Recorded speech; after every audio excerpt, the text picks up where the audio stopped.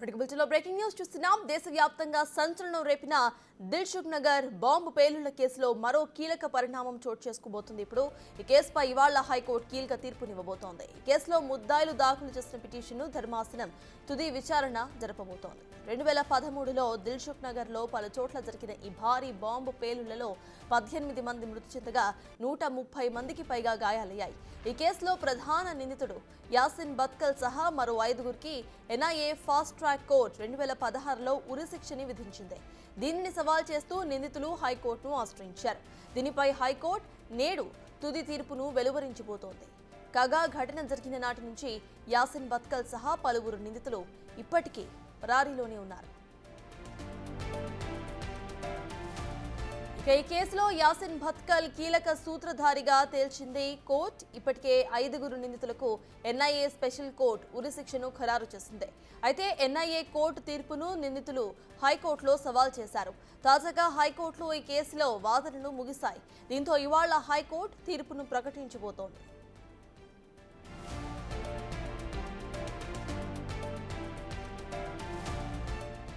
2013 ఫిబ్రవరి 21న Dilsukh Nagar bus stand సమీపంలో కొద్ది నిమిషాల గ్యాప్లోనే 2 పేలుళ్లు జరిగాయి. మొదట బస్టాండ్ ఎదురుగా ఒక బాంబు పేలిన కొద్దిసేపటికే 150 మీటర్ల దూరంలోనే మరో బ్లాస్ట్ సంభవించింది.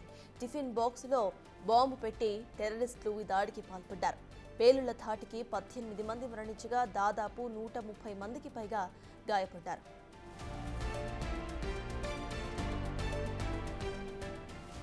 ఇండియన్ ముజాహిదీన్ ఉగ్ర సంస్థతో సహా వ్యవస్థాపకుడు అయిన యాసిన్ భత్కల్, అసదుల్లా అఖ్తర్, జియావుర్ రెహమాన్, తెహసిన్ అఖ్తర్, అజాజ్ షేక్ కలిసి దాడికి పాల్పడినట్లుగా ఎన్ఐఏ దర్యాప్తులో తేలింది.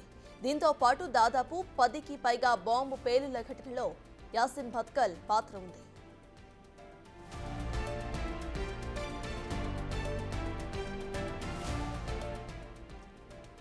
ఇవాళ ఈ కేసుకు సంబంధించిన కీలక అప్డేట్ సుప్రీం హైకోర్టు ఇవ్వబోతోంది. దీనికి సంబంధించిన అప్డేట్స్ మా ప్రతినిధి రాణా అందిస్తారు. రాణా, చెప్పండి, ఇవాళ ఇటు హైకోర్టు కీలక తీర్పునివ్వబోతున్నట్టుగా తెలుస్తోంది. అసలు తీర్పు ఎలా ఉండే అవకాశం ఉంది? ఏ టైంకి తీర్పు వచ్చే అవకాశం ఉంది? అసలు అప్డేట్స్ ఏంటి? 2013లో ఇండియన్ ముజాహిదీన్ ఉగ్రవాదుల దెబ్బకి దాదాపు 18 నుంచి మంది చనిపోయారు. అప్పట్లో అత్యంత దారుణమైన బట్టి సంఘటనగానే మనం ఇప్పుడు పరిగణించాం. ఎందుకంటే ఇటు టిఫిన్ బాక్స్ లోనే అటువైపు సైకిల్ పైన కూడా బాంబులు పెట్టి అప్పుడు పెద్ద ఎత్తున కూడా మారణ హోమాన్ని కూడా వాళ్ళు సృష్టించాలనుకున్నారు. సో దాని దగ్గరగానే పేలుళ్లు కూడా జరిగిన సంఘటన కూడా ఉంది. సో అప్పటి నుంచి కూడా కేసు అనేది అనేక రకాల మనకు కీలక మలుపులు తిరుగుతూనే ఉంది. ఎన్ఐఏ ఎప్పటికీ ఉరిశిక్ష విధించినప్పటికీ దాన్ని హైకోర్టు వాళ్ళు సవాలు చేశారు. ఇప్పటికీ అనేక విధాలుగా కూడా వాదనలు ముగిశాయి. సో ఇరుపక్షాల వాదన విన్నాయి కాబట్టి ఇవాళ హైకోర్టు తుది తీర్పు అనేది ఇవ్వబోతుంది. సో దేశవ్యాప్తంగా కూడా అత్యంత సంచలనంగా మారింది కాబట్టి కేసు అందరూ కూడా ఇవాళ తీర్పు ఏ విధంగా ఉండబోతున్నది కూడా చాలా ఆసక్తిగా ఎదురు చూస్తున్న ఒకటి నేపథ్యం ఏర్పడుతుంది. ఎందుకంటే మొత్తం 5గురికి ఎన్ఐఏ ఫాస్ట్ ట్రాక్ కోర్టు ఇప్పుడు 2016లోనే ఉరిశిక్ష విధించింది కాబట్టి మొదటి నుంచి కూడా వాళ్ళు ఇటు సుప్రీంకోర్టుకు వెళ్దాం అనుకున్న తర్వాత ఫస్ట్ ఇప్పుడు హైకోర్టులో సవాల్ చేశారు కాబట్టి ఇక్కడ తీర్పు ఏ విధంగా ఇస్తుందో కూడా ఆసక్తికరం. ఎందుకంటే ఎన్ఐఏ కోర్టు ఇచ్చినటువంటి తీర్పునే ఇక్కడ కూడా అమలు చేయాలనేసి కూడా తీర్పుదా లేదని కూడా మనం వేచి చూడాల్సిన అవసరం ఉంది. దాంతోపాటు ఈ యాసిన్ భత్కల్ అనేది కూడా చాలా కీలకమైనటువంటి వ్యక్తి కాబట్టి ఈ ఇతర పైన కానీ మిగతా 5 పైన కూడా ఈ ఖచ్చితంగా ఉరిశిక్ష వేయాలంటే కూడా ఇప్పటికే వాదనలు కూడా వినిపించినటువంటి నేపథ్యంలో చూడాలి ఇవాళ ఏం జరుగుతుంది దాంతో పాటు ఈ బస్టాండ్ సమీపంలో దాదాపు మొత్తం కేవలం ఒక నిమిషాల రూపంలోనే 2 బాంబు పేలుళ్లు అనేది జరిగినప్పుడు పరిస్థితి కాబట్టి కూడా గాయాలపయ్యారు. ఇప్పటి వరకు కూడా వాళ్ళందరూ కూడా ఆ సంఘటన కోలుకునేటువంటి సిచ్యువేషన్ ఉంది.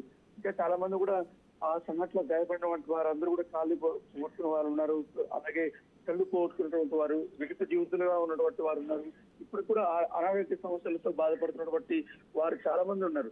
సో చాలా దాదాపు వాళ్ళ టార్గెట్ అప్పట్లో 100 మందిని చంపాలనే ఉద్దేశంతో వచ్చారు కాబట్టి సో ఇంత మారణ హోమాన్ని సృష్టించినటువంటి వారికి ఖచ్చితంగా ఉరిశిక్షే సరైనటువంటి శిక్ష అనేది కూడా ఇప్పటికే వాదనలు ముగిశాయి కాబట్టి చూడలేదు ఎంతవరకు ఇప్పటి వరకు వాళ్ళకి ఈ యొక్క ఉరిశిక్ష అనేది అమలు చేస్తారని చూడొచ్చు. ఎందుకంటే ఈ యాసిన్ భత్కల్ కానీ, అసదుల్లా అఖ్తర్ కానీ, జియావుర్ రెహమాన్ కానీ, తెహసిన్ అఖ్తర్ కానీ, అజాజ్ షేక్ కానీ వీళ్ళు 5గురు కూడా ఈ దాడికి పాల్పడ్డారనేసి కూడా ఎన్ఐఏ కానీ వీళ్ళందరూ కూడా ఇప్పటికే నిర్ధారించే నేపథ్యంలో ఈ బాంబు పేలుళ్ల ఘటనలో యాసిన్ బతుకల్ కీలక పాత్రను కూడా ఇప్పటికే చెప్తున్న నేపథ్యంలో ఆయన మాస్టర్ ప్లాన్ గా ఉన్నారు. పైగా ఇంప్లిమెంటేషన్ కూడా హైదరాబాద్ సంబంధించిన వ్యక్తులను కూడా అతను ఎంచుకోవడం నేపథ్యంలో అత్యంత చాలా వాళ్ళు పకడ్బందీగా కూడా ఈ యొక్క ప్లాన్ ని వాళ్ళు అమలు చేశారు కాబట్టి ఖచ్చితంగా వీళ్ళకందరికీ ఉరిశిక్ష వేయాలని కూడా ఇప్పటికే కోర్టులో వాదనలు వినిపించారు. మరో పక్క ఇటు యాసిన్ బతుకల్ సంబంధించిన వారు కానీ